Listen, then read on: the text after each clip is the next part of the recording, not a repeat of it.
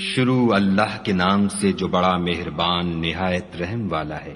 تارے کی قسم جب غائب ہونے لگے کہ تمہارے رفیق محمد صلی اللہ علیہ وآلہ وسلم نہ رستہ بھولے ہیں نہ بھٹکے ہیں اور نہ خواہش نفس سے منہ سے بات نکالتے ہیں۔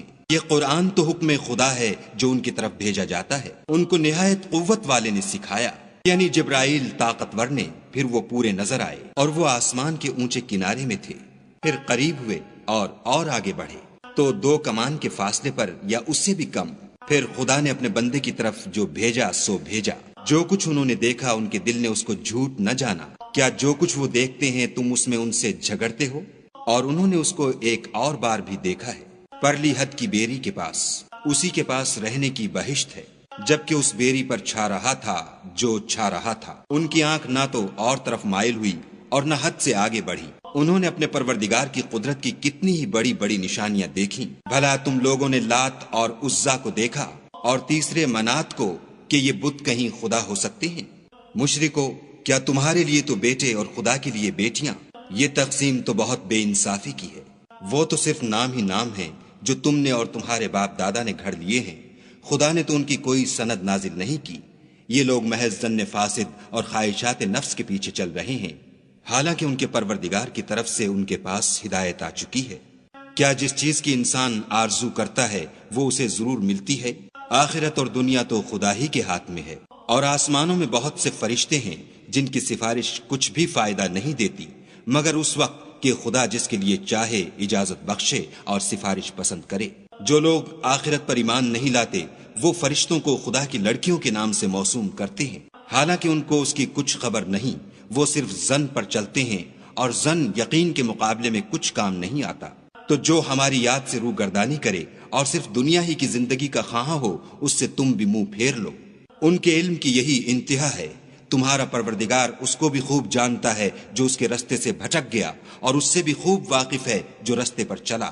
اور جو کچھ آسمانوں میں ہے اور جو کچھ زمین میں ہے سب خدا ہی کا ہے، اور اس نے خلقت کو اس لیے پیدا کیا ہے کہ جن لوگوں نے برے کام کیے ان کو ان کے اعمال کا برا بدلہ دے، اور جنہوں نے نیکیاں کی ان کو نیک بدلہ دے۔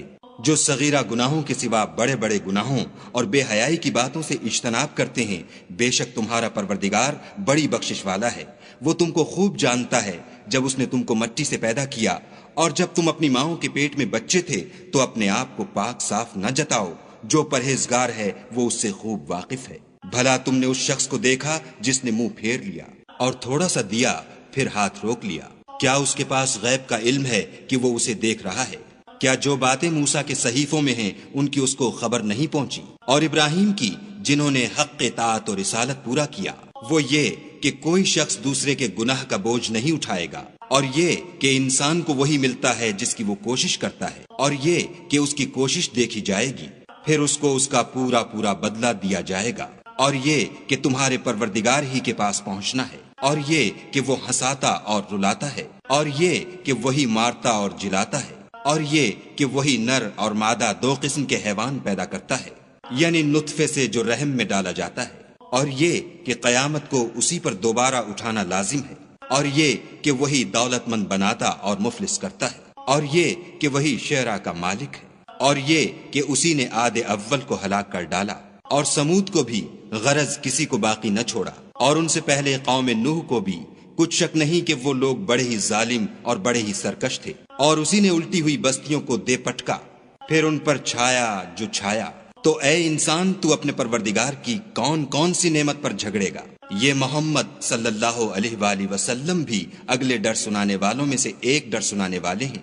آنے والی یعنی قیامت قریب آ پہنچی، اس دن کی تکلیفوں کو خدا کے سوا کوئی دور نہیں کر سکے گا۔ اے منکرین خدا، کیا تم اس کلام سے تعجب کرتے ہو اور ہنستے ہو اور روتے نہیں، اور تم غفلت میں پڑ رہے ہو؟